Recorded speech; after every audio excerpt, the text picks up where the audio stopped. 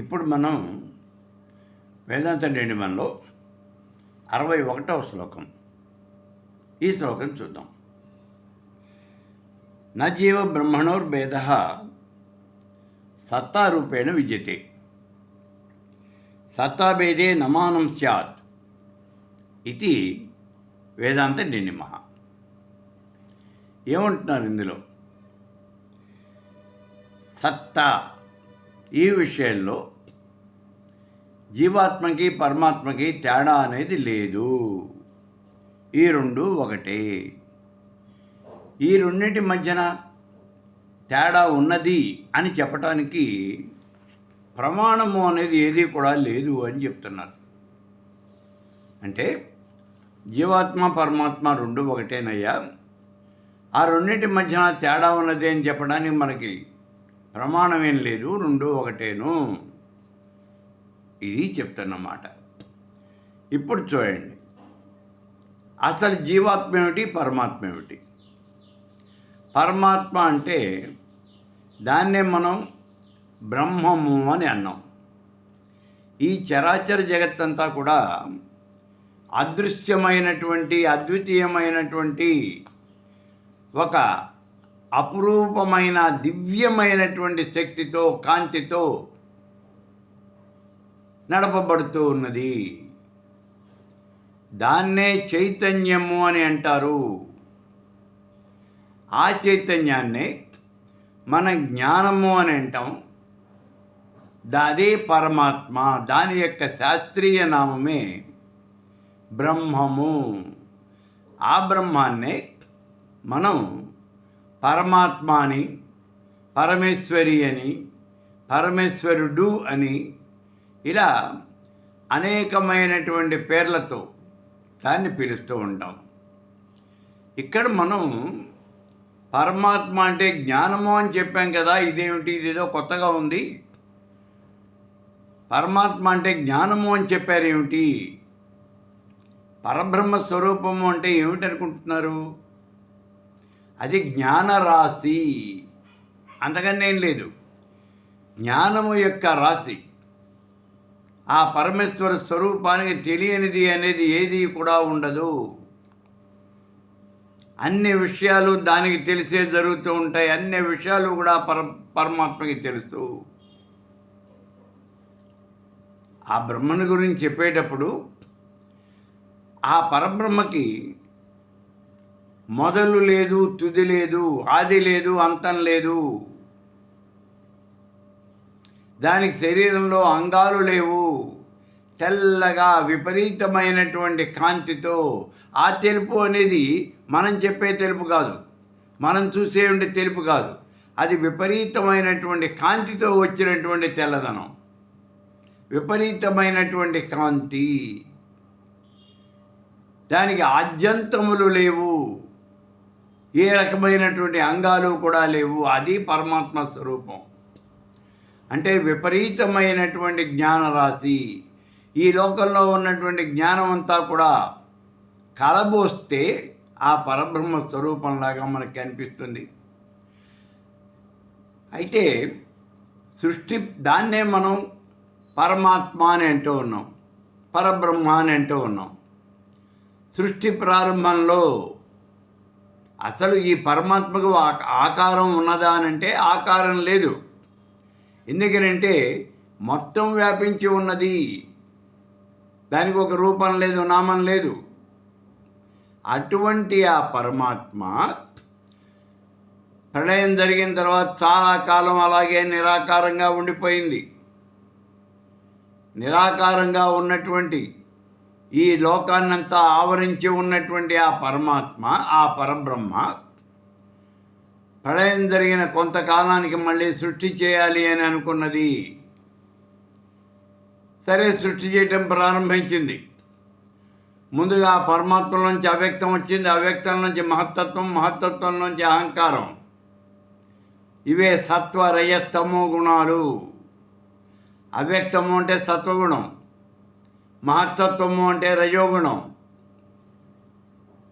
తమో గుణం ఏమిటి అంటే ఇదిగో మూడో ఉన్నటువంటిది అహంకారము. ఈ అహంకారమే తమో గుణం. ఇలా అవ్యక్త మహత్తత్వ అహంకారములు ఈ మూడు కూడా ఆవిర్భవించినాయి. ఈ అహంకారం నుంచే పంచ తన్మాత్రలు వచ్చినాయి. ఆ పంచ తన్మాత్రల నుంచే పంచభూతాలు ఆవిర్భవించినాయి. ఇప్పుడు సృష్టి అనేది జరిగింది. పంచభూతముల యొక్క పంచీకరణతో, అలాగే త్రిగుణముల యొక్క కలయికతో, ఏకగుణ సృష్టి, ద్విగుణ సృష్టి, త్రిగుణ సృష్టి, ఇలా ఈ గుణముల యొక్క కలయికతో ఈ చరాచర జగత్తు అంతా కూడా సృష్టించబడింది. ఇలా సృష్టించబడినటువంటి జగత్తులో ఆఖరుగా ఆవిర్భవించింది ఎవరు అంటే మానవుడు. ఆఖరుగా వచ్చింది మానవుడు. మానవ శరీరాన్ని ఇప్పుడు ఈ పరమాత్మ సృష్టించింది. పరమాత్మ సృష్టించిన తరువాత ఆఖరుగా ఈ పరమాత్మని సృష్టించింది. పరమాత్మ మానవుడిని సృష్టించింది. సృష్టించిన తర్వాత ఇప్పుడు ఏం చేస్తోంది? మానవ దేహాన్ని సృష్టించిన తర్వాత ఈ దేహంలో నేను లేకపోతే ఎట్లాగా అని భావన చేస్తోంది. అలా చేసింది. ఈ దేహం పరమాత్మకి చాలా బాగుంది, ఈ దేహంలో నేను లేకపోతే ఎలాగా అంది. అలా అనుకున్నటువంటిది వెంటనే ఈ శరీరంలో ప్రవేశించింది. ఎలా ప్రవేశించింది అనే దానికి గతంలో మనం చెప్పుకున్నాం. హకార సంజ్ఞ కలిగినటువంటి పరమేశ్వరుడు సకార సంజ్ఞ కలిగినటువంటి ప్రకృతితో కలిసి శబళ బ్రహ్మమై బ్రహ్మరంధ్రం గుండా మానవ దేహంలో ప్రవేశించాడు. అంటే ఆ బ్రహ్మమే మానవ దేహంలో ప్రవేశించింది. ఆ బ్రహ్మమే ప్రవేశించింది అంటే బ్రహ్మము యొక్క సూక్ష్మమైనటువంటి భాగము, ఆ బ్రహ్మంలో ఒక సూక్ష్మమైనటువంటి భాగం మానవ దేహంలో ప్రవేశించింది. సరే, ఇప్పుడు మానవ దేహంలో ప్రవేశించిన తరువాత ఇప్పుడేమైంది? మానవ దేహంలో ప్రవేశించేసింది. ప్రవేశించేసిన తర్వాత ఇక్కడికి వచ్చేటప్పుడు అజ్ఞానంలో కూరుకుపోయింది. ఎందుకని అంటే ఈ శరీరంలో ఉన్నటువంటి జ్ఞానేంద్రియాలు, కర్మేంద్రియాలు, నవరంధ్రాలు వీటన్నిటితోనూ కలిసి శరీరంతో పాటుగా అన్ని రకాలైనటువంటి సుఖాలు, దుఃఖాలు తాను కూడా అనుభవిస్తూ, ఈ శరీరంలో ఉన్నటువంటి ఈ పరమాత్మ తాను కూడా అనుభవిస్తూ నేను అంటే దేహము అని భావన చేయటం మొదలుపెట్టింది. దేహానికి నాకు తేడా అనేది ఏదీ లేదు, నేను అంటే దేహము, ఇలా భావన చేసింది.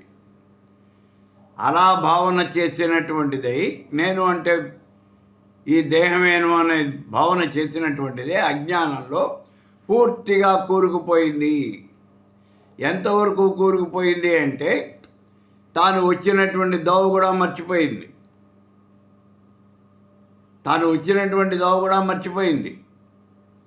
ఇప్పుడు ఈ దేహంలో ఉన్నటువంటి దేహాత్మ అదే జీవిలో ఉన్నది కాబట్టి దాన్ని జీవాత్మ అని అంటూ ఉన్నాం మనం. మరి మిగిలినటువంటిదంతా ఈ చరాచర జగత్తంతా కూడా వ్యాపించి ఉన్నది. దాన్నే మనం పరమాత్మ, పరబ్రహ్మ అని రకరకాలైనటువంటి పేర్లతో పిలుస్తూ ఉన్నాం. ఇప్పుడు మనకు వచ్చే అనుమానం ఏమంటే ఈ జీవాత్మ పరమాత్మ రెండు వేరా? ఆ రెండు వేరు కాదు అని చెప్తూ ఉన్నాడు శంకర భగవత్పాదుల వారు ఈ 61వ శ్లోకంలో. జీవాత్మ పరమాత్మ రెండు వేరు వేరు కాదు, రెండు ఒకటే. ఎందుకని? ఇప్పుడు ఆకాశము అనే సర్వవ్యాపి, ఈ చరాచర జగత్తంతా కూడా వ్యాపించి ఉన్నది. ఆ ఆకాశం సర్వత్రా వ్యాపించి ఉన్నది. ఇప్పుడు ఖాళీ కొండను పట్టుకొచ్చి అక్కడ పెట్టాం, ఆ కొండంతా కూడా ఉన్నది ఆకాశమే. ఇప్పుడు ఏమవుతూ ఉన్నది అంటే కుండలో ఉన్నటువంటి దాన్ని కుండాకాశము, అదే ఘటాకాశము అని అంటూ ఉన్నాం. అదే బయట ఉన్నటువంటి ఆకాశాన్ని మహదాకాశము అని పిలుస్తూ ఉన్నాము. ఇప్పుడు ఈ మహదాకాశము, ఈ ఘటాకాశము రెండు వేరా అంటే ఇవి వేరు వేరు కాదు. ఘటాకాశము మహాకాశము రెండు ఒకటే. అది ఘటంలో ఉన్నది కాబట్టి దాన్ని ఘటాకాశము అని అంటూ ఉన్నాం అంతే. ఒకవేళ ఈ ఘటం కనుక పైలిపోయినట్లయితే ఇందులో ఉన్నటువంటి ఆకాశంగా సాపోయి మహదాకాశంలో లీనమైపోతుంది. ఘటాకాశం మహదాకాశంలో లీనమైపోతుంది. అలాగే ఈ జీవాత్మ పరమాత్మ కూడా జీవిలో ఉన్నది కాబట్టి దీన్ని జీవాత్మ అని అంటూ ఉన్నారు. అది జీవిలో ఉంది అందుకని జీవాత్మ అని అంటూ ఉన్నారు. ఈ జీవిలో నుంచి బయటికి కనుక రాగలిగినట్లయితే ఎలా రావాలి? వచ్చిందో అనే కనుక బయటికి రాగలిగినట్లయితే, వచ్చిందో అనే బయటికి వచ్చేస్తే, అంటే బ్రహ్మరంధ్రం గుండా ఈ జీవి కనుక బయటికి వస్తే అది వెంటనే పరమాత్మలో లీనమైపోతుంది. అందుచేతనే జీవాత్మ పరమాత్మ రెండు వేరు కాదు, రెండు ఒకటే అనే మాటని పదే పదే నొక్కి ఒక్కాణిస్తూ ఉన్నాం. అదే మాటని ఇక్కడ చెప్తూ ఉన్నారు భగవత్పాదుల వారు. జీవాత్మ పరమాత్మ రెండు వేరు వేరు కాదయ్యా, రెండు ఒకటేను. ఓ మానవుడా, ఈ రెండు వేరు వేరు అని చెప్పడానికి ఎక్కడా కూడా ప్రమాణం లేదు. అదే మనకు ఉపనిషత్తులో చెప్పాడు చూడండి, సంసారము అనేటటువంటి వృక్షం మీద రెండు పక్షులు కూర్చొని ఉన్నాయి. ముండకోపనిషత్తులో చెప్తూ ఉన్నాడు, రెండు పక్షులు కూర్చొని ఉన్నాయి. అందులో ఒకటేమో దొరికినటువంటి పండ్లు కాయలు తింటూ ఉన్నది, రెండోదేమో ఏమీ తినకుండా దిక్కులు చూస్తూ ఉన్నది. ఇప్పుడు ఈ పక్షులు రెండు వేరు వేరు అంటే వేరు వేరు కాదు, రెండు ఒకటే. ఒకటి జీవాత్మ, రెండోది పరమాత్మ. దొరికినటువంటి కాయలు పండ్లు తింటూ ఉన్నటువంటిదేమో జీవాత్మ, ఏమీ తినకుండా దిక్కులు చూస్తూ కూర్చొని ఉన్నటువంటిది పరమాత్మ. ఈ జీవాత్మ తాను చేసినటువంటి కర్మ ఫలాలు అనుభవిస్తూ ఉన్నది. ఆ కర్మ యొక్క ఫలితం ఏదో దాన్ని అనుభవిస్తూ ఉన్నది. అందుకే అది కాయలు పండ్లు తింటోంది, అదే దాని కర్మ ఫలం అది. మరి పరమాత్మ రెండో పక్షి ఏం చేస్తోంది? దిక్కులు చూస్తోంది. ఎందుకు దిక్కులు చూస్తోంది అంటే దానికి చేసినటువంటి కర్మ అనేది ఏం లేదు. పరమాత్మ ఎప్పుడూ కర్మ చేయదు, కర్మ చేయలా కాబట్టి కర్మ ఫలాలు అనేవి లేవు, తినటానికి ఏం లేవు. అందుకే దిక్కులు చూస్తూ కూర్చొని ఉన్నది. ఈ రెండు వేరువేరు అంటే వేరువేరు కాదు, రెండు ఒకటే. మరి ఇలా వేరుగా కనిపిస్తున్నాయి కదా, కనిపిస్తున్నాయి. ఎందుకు కనిపిస్తున్నాయి అంటే అది కేవలము నీ యొక్క అజ్ఞానం వల్ల ఆ రెండు వేరు అని కనిపిస్తూ ఉన్నాయి. నీకు అజ్ఞానం కనుక పోయినట్లయితే, జ్ఞాన సముపార్జన కనుక నువ్వు చేసుకోగలిగినట్లయితే జీవాత్మ పరమాత్మ రెండు ఒకటే అనే విషయం నీకు అర్థమవుతుంది. ఎప్పుడైతే నీకు జ్ఞానము అనేది కలిగిందో అప్పుడు ఈ రెండింటి మధ్యన భేదం లేదు అనే విషయం నీకు పూర్తిగా అవగతం అవుతుంది. అప్పుడు ఇంకా రెండు పక్షులు కనిపిస్తూ ఉండేది ఒకటే పక్షి. జీవాత్మ పరమాత్మ రెండు కనిపిస్తావు నీకు. ఆ జీవాత్మ పరమాత్మ రెండు ఒకటే అయిపోతాయి, ఉండేది ఒకటే పక్షి. అదే విషయం ముండకోపనిషత్తులో చెప్పాడు. కాబట్టి ఇక్కడ జీవాత్మ పరమాత్మ రెండు వేరు అని చెప్పడానికి ఏ రకమైనటువంటి ప్రమాణము కూడా లేదు, ఏ రకమైనటువంటి ప్రమాణం కూడా లేదు. ఈ రెండు ఒకటేనయ్యా. ఈ విషయాన్నే చెప్తూ ఉన్నారు భగవత్పాదుల వారు తమ యొక్క 61వ శ్లోకంలో.